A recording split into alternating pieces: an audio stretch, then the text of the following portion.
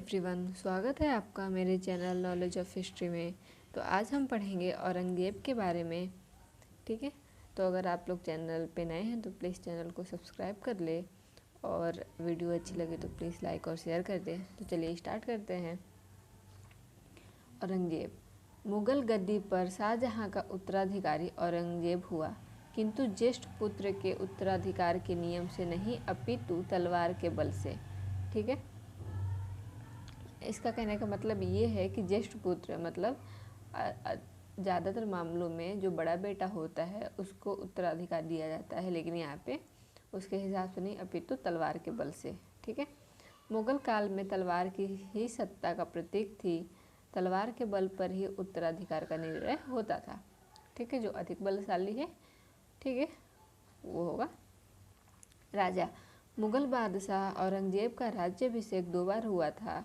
उसका पहला राज्याभिषेक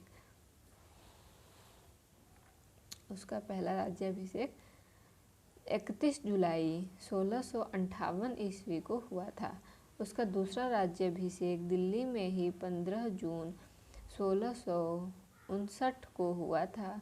अब्दुल मुजफ्फर मोइनुद्दीन मोहम्मद औरंगजेब बहादुर आलमगीर पातशाह गाजी की उपाधि धारण कर वह मुगल बादशाह के सिंहासन पर आसीन हुआ। ठीक है, आई होप आप लोग को समझ आ रही होगी। ठीक है, आसीन हुआ। मध्य प्रदेश में स्थित उज्जैन के निकट धर्मत नामक स्थान पर 15 अप्रैल 1658 को औरंगजेब तथा दारा शिकोह के मध्य युद्ध हुआ था। इस युद्ध में जोधपुर के राजा जसवंत सिंह ने दारा शिकोह की तरफ से तथा मुराद ने औरंगजेब की तरफ से भाग लिया था। ठीक,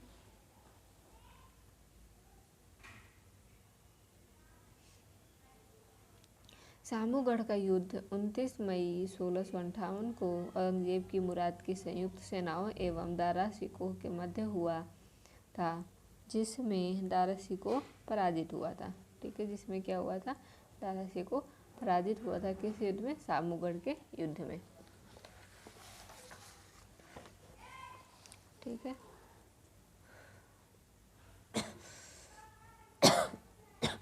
सॉरी। उत्तराधिकार के युद्ध में औरंगजेब से पराजित दारा शिकोह के पुत्र शहजादे सुलेमान शिकोह ने श्रीनगर गढ़वाल के शासक पृथ्वी सिंह के यहाँ शरण ली थी, किंतु उसके उत्तराधिकारी मेदिनी सिंह ने उसे औरंगजेब को सौंप दिया था। सुलेमान शिकोह को ग्वालियर के किले में बंद कर दिया गया और वहाँ उसको अफीम खिलाकर मार डाला गया। ठीक है, 1665 ईस्वी के आरंभ में औरंगजेब ने राजा जय सिंह के नेतृत्व में विशाल सेना शिवाजी का दमन करने के लिए भेजी। ठीक है, जय सिंह के नेतृत्व में। जय सिंह कछवाहा शासक थे जो कि युद्ध और शांति दोनों कलाओं में निपुण थे।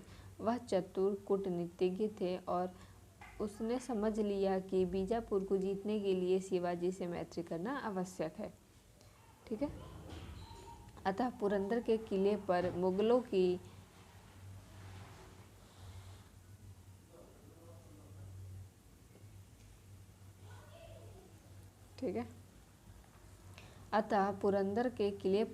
की विजय और राजगढ़ की घेराबंदी के बावजूद उन्होंने शिवाजी से संधि की। ठीक, पुरंदर की संधि जून 1665 ईस्वी में हुई थी। ठीक है, कब हुई थी? 1665 ईस्वी में पुरंदर की संधि हुई थी। औरंगजेब के पुत्र मुहम्मद अकबर ने 1681 ईस्वी में विद्रोह करके राजपूतों के विरुद्ध अपने पिता की स्थिति दुर्बल कर दी थी। ठीक है, क्या किया था? अपने पिता की स्थिति दुर्बल कर दी। अकबर राजपूतों के विरुद्ध लड़े जाने वाले युद्ध से निराश हो गया था।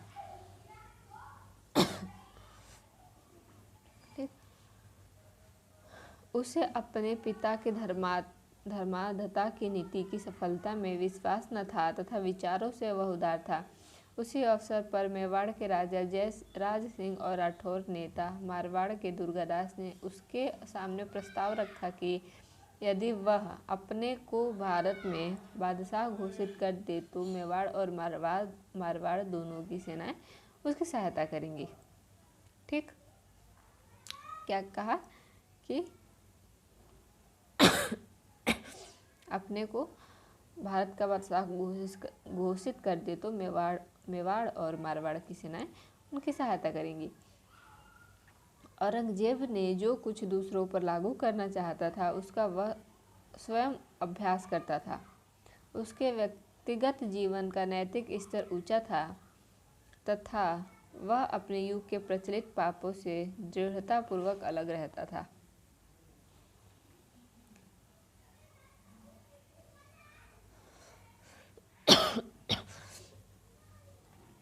इस प्रकार उसके समकालीन उसे शाही दरवेश, ठीक है, समझते थे तथा मुसलमान उसे जिंदा पीर के रूप में मानते थे। मुसलमान क्या कहते थे? उसे जिंदा पीर के नाम से मानते थे।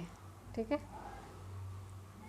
1652 ईस्वी में जब औरंगजेब दूसरी बार दक्षिण का सूबेदार नियुक्त किया गया तो उसने गोलकुंडा एवं बीजापुर के विरुद्ध आक्रामक नीति अपनाई थी।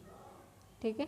संभवतः उसने इन दोनों राज्यों का विध्वंस भी कर दिया होता, किंतु दारा शिकोह के परामर्श पर शाहजहां द्वारा भेजे आदेश के अनुसार 1656 ईस्वी में गोलकुंडा एवं 1657 ईस्वी में बीजापुर के विरुद्ध उसे युद्ध स्थगित कर संधि करनी पड़ी थी। ठीक है।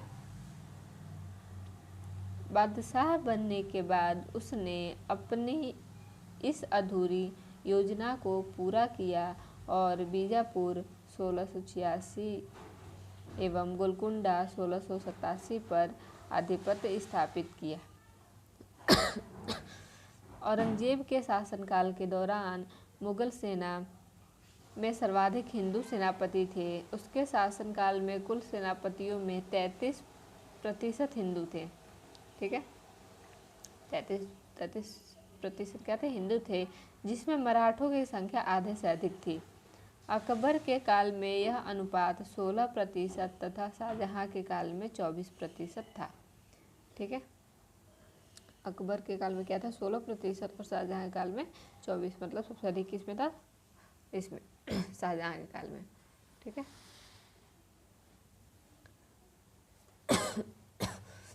आगे देखते हैं।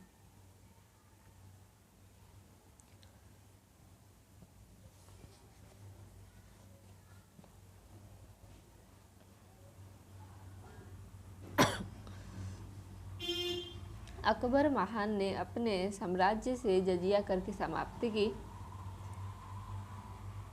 घोषणा की थी, किंतु औरंगजेब ने उसे 1679 ईस्वी में पुनर्जीवित कर दिया। ठीक है, जो अकबर ने जजिया कर हटाया था, औरंगजेब ने उसे क्या किया? पुनर्जीवित कर दिया, मतलब फिर से लागू कर दिया गया। इस कर के लिए हिंदुओं को 3 वर्गों में बांटा गया था। ठीक है, जो ये जजिया कर लगाया था उसको 3 भागों में डिवाइड किया। फर्स्ट क्या है? जिनकी आय 200 दिरहम प्रतिवर्ष से कम थी उनको 12 दिरहम प्रतिवर्ष देना होता था। सॉरी। ठीक है, 200 से कम है तो 12। जिनकी आय 200 से 10,000 के दिरहम प्रतिवर्ष थी उनको 24 दिरहम प्रतिवर्ष देना था, तथा जिनकी आय 10,000 दिरहम प्रतिवर्ष के ऊपर थी उनको 48 दिरहम प्रतिवर्ष देना होता था। ठीक है,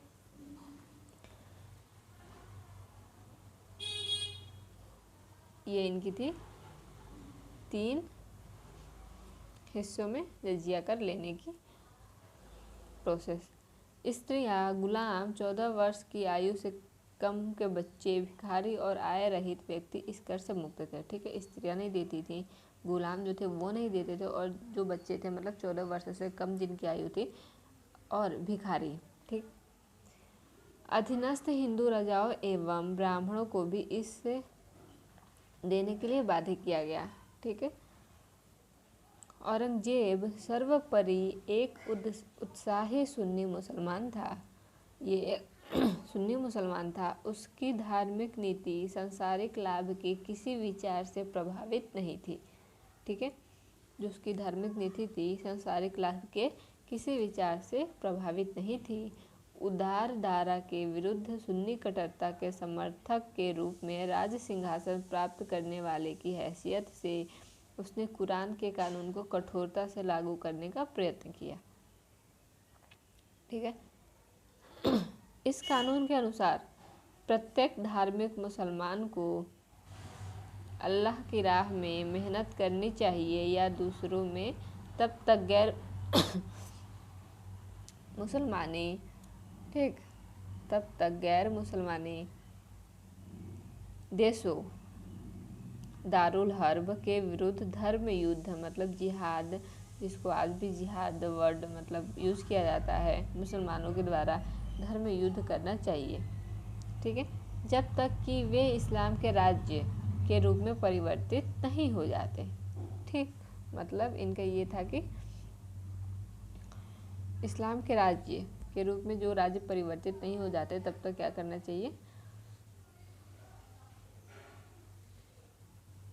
अल्लाह के राह में मेहनत करनी चाहिए। ठीक है, औरंगजेब ने सिक्कों पर कलमा खुदवाना, नौरोज का त्यौहार मनाना, तुलादान तथा झरोखा दर्शन बंद कर दिया। ठीक, ये सब क्या था इसने बंद कर दिया। उसने अकबर द्वारा प्रारंभ हिंदू राजाओं के माथे पर अपने हाथ से तिलक लगाना बंद कर दिया।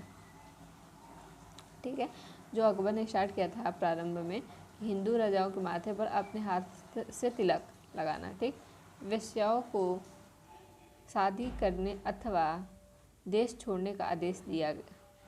ठीक, जो वेश्याएं थी उनको शादी करने तथा देश छोड़ने का आदेश दिया। दरबार में वसंत, होली, दिवाली आदि त्यौहार मनाने बंद कर दिए गए। ठीक है, ये बहुत ही कट्टर था।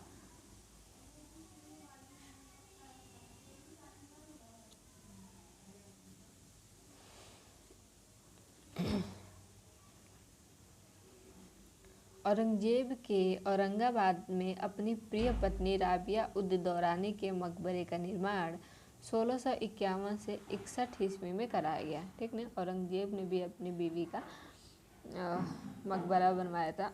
इनकी बीवी का क्या नाम था, राबिया उद दौरानी। ठीक, बना है औरंगाबाद में। इसे बीवी का मकबरा भी कहा जाता है। ठीक, इसकी स्थापत्य कला शैली सुप्रसिद्ध ताजमहल पर आधारित थी। ठीक है, जो इसकी स्थापत्य कला है वो ताजमहल पर आधारित थी, अतः इसे द्वितीय ताजमहल भी कहा जाता है। किसको, बीवी का मकबरा को। ठीक है, दिल्ली के लाल किले में औरंगजेब ने मोती मस्जिद का निर्माण करवाया। ठीक, दिल्ली में जो है लाल किले में औरंगजेब ने मोती मस्जिद का निर्माण करवाया। मेहरुन्निसा औरंगजेब की पुत्री थी। ठीक है, इसके अतिरिक्त जहां आरा, रोशन आरा तथा गौहर आरा औरंगजेब की बहन तथा शाहजहां की पुत्रियां थी। ठीक, औरंगजेब की अन्य पुत्रियां थी जेबुन्निसा, जीनतुन्निसा, बद्रुन्निसा तथा जुब्बतुन्निसा। ऐसे ऐसे नाम हैं इन लोगों के। औरंगजेब ने जहां आरा को साहिबात उज जमानी की उपाधि प्रदान की। ठीक है, किसको, जहां आरा को। ठीक, ये कौन थी जहां आरा, शाहजहां इनकी बहन थी, औरंगजेब की बहन थी और शाहजहां की पुत्री थी। संत अथवा समर्थ रामदास महाराष्ट्र के महान संत थे। ठीक है, इनका जन्म 1608 ईस्वी में जबकि मृत्यु 1681 ईस्वी में हुई थी। यह मुगल शासक औरंगजेब के समकालीन थे। ठीक है, जो ये रामदास थे संत, वो एक महाराष्ट्र के महान संत थे और इनका जन्म 1608 में हुआ था और मृत्यु 1681 ईस्वी में हुई थी। ठीक है, और यह मुगल शासक औरंगजेब के समकालीन थे। ठीक, तो आई होप आप लोगों को वीडियो अच्छी लगी हो। और यहाँ पे मुगल वंश की जो सीरीज़ थी वो अभी आएगी, लेकिन यहाँ जो राजाओं का क्रम था औरंगजेब यहीं तक था। तो आगे मिलते हैं, इनके साहित्य लेके आऊँगी मैं और बहुत कुछ है। ठीक, तो तब तक के लिए थैंक यू।